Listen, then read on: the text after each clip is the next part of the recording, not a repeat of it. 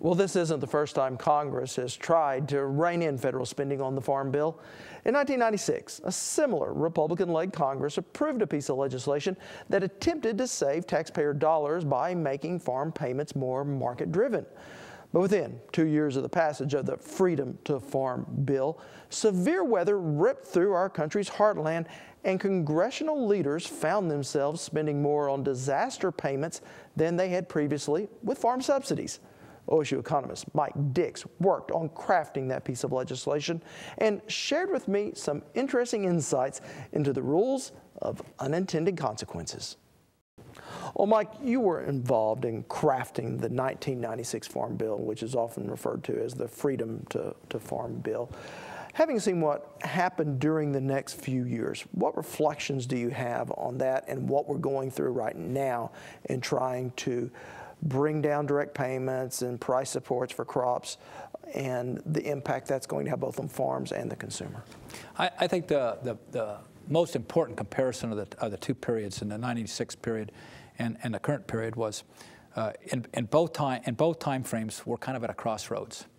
And in 96 we were about to transition from supply management, the excess capacity management of the previous 4 or 5 decades, into this let the market work mentality, where we're no longer going to manage the supply.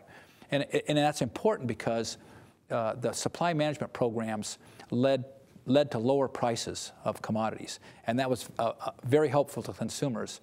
And because of those lower prices, then we were forced to subsidize the producers. And a lot of people didn't get that intricacy. So when we got rid of the supply management programs, right, initially we had a lot of this excess capacity sitting in the market. And of course that stimulated things like the ethanol production, the ethanol industry, and et cetera. And we had a very hard time with that from 96 until 2002, 2003.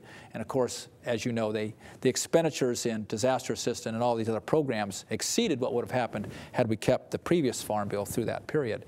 But now we're sort of beyond that. Apparently we're never going to go back to the capacity management type of programs. We're more into the let the market work. And we have, because of what happened in 2002 and having a good budget and needing some assistance for farmers, we kind of reverted back a little bit, but without the supply management programs, we're still providing the subsidies. And some of those things now are on the chopping block. Some of those subsidies are on the chopping block. And I think what a lot of producers see is that the bottom line is that one of the things that they need to have in order to manage their agriculture operations is they need to have some sort of way of managing risk. And I think every business needs that. And most businesses have some sort of affordable insurance or are large enough to self-insure. So in agriculture, that's a real problem. And the reason that's a problem is because they can't control their environment, and they have that weather. And that makes it even more difficult because the weather is much more variable in some parts of the country than others. And so in the Corn Belt, for every dollar that you pay in as premiums, the insurance companies pay out about 40 cents, 50 cents in indemnities. But out here, that could be anywhere from a dollar premiums to pay out $1.70, $1.80, up to $2.50. And so, you know, in order to have that insurance program, somehow the insurance company has to come up with that extra amount of money. And that risk protection now is going to be what we're going to be looking at for this next Farm Bill. How do we go about doing that? How do we make sure that those farmers have a way of paying off their operating loans if they don't have a crop being harvested? So could a market evolve, or could a system evolve where it's more expensive to farm in this part of the country than in other parts of the country? That's quite possible. I mean, there's a lot of problems with, as you work through this. It's the initial and long run kind of problems. You can think about it as saying, okay, let's let on a public policy perspective, you could say, let's let the insurance companies deal with the risk insurance, and which means that the rates here might go up by 200%, 250%, and the rates may go down in the Corn Belt. Well, if that happens, and those rates go up such that they either can't afford the insurance or can't stay in business because of it, that means some of that cropland will come out, which means crop prices will go up. Follow me? And again, so those things, somewhere there's an equilibrium in there. Somewhere we have to get to a point where we're still producing enough food, and the only way we can do that is if farmers have the ability to make money in order to produce that food. Do lawmakers or their legislative staffs, do they run the risk of designing a farm bill in response to the lobbying of I will call it big ag versus small consumer? You know, that's an I mean, of course, there's a lot of lobbyists, and the ag lobby is trying to do what's in the best interest of agriculture, and of course they ought to. Is somebody lobbying for the consumer? I don't think so. But what I find is there's a lot of people that have an idea about what the way ag policy should be, and they're lobbying for that. And I think a lot of the people that lobbied to get rid of the programs that they got rid of didn't understand what they were doing and how that would dismantle and what that would mean in terms of price volatility and higher prices.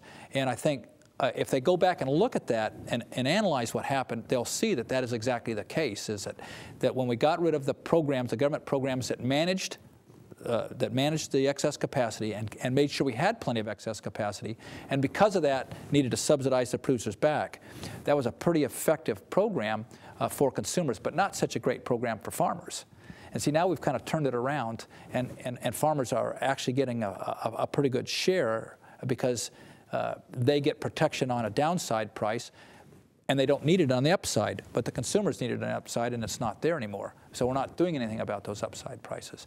So I think there's a lot of lobbying going on, obviously, but I'm not sure that there's anybody that's really lobbying in the interest of food policy to make sure that people like in Sierra Leone and some of these really poor countries are able to have food when there's world shortages because of weather problems in any particular year. Yeah, and explain that to our audience, that the impact that food prices have around the world compared to where we may feel a little bit of a hiccup, they feel it much more dramatically.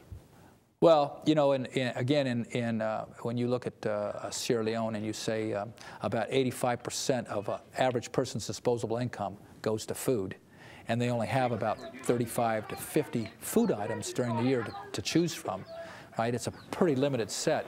And then when that commodity, and the two basic commodities that they eat over there would be rice and bread, those are imported commodities.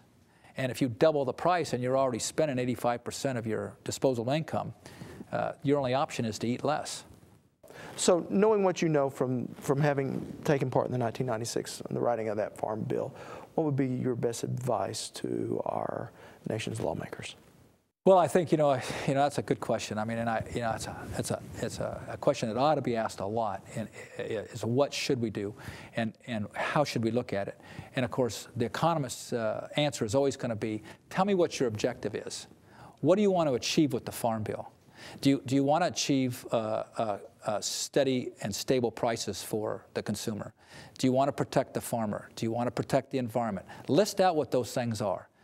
That's the first scenario, and that's very rarely done. Tell us what the objective is, and then ask some people that have been studying these things, the ag policy people. Ask them to run some scenarios. Tell us what the trade-offs are. What's the trade-off between doing things for the environment and production and food prices? What's the trade-off in trying to maintain that stable price and farmers' incomes? Let us know what those are, and we can provide those. It is the lawmaker's decision to do that. The lawmaker is very, very much interested in equity, how income gets moved around and who gets what share of what. That's their job. The economist's role is kind of efficiency. How do we do things the best way? So you tell us what you want, and then let us tell you how the best to get it. All right. Mike Dix is with Oklahoma State University.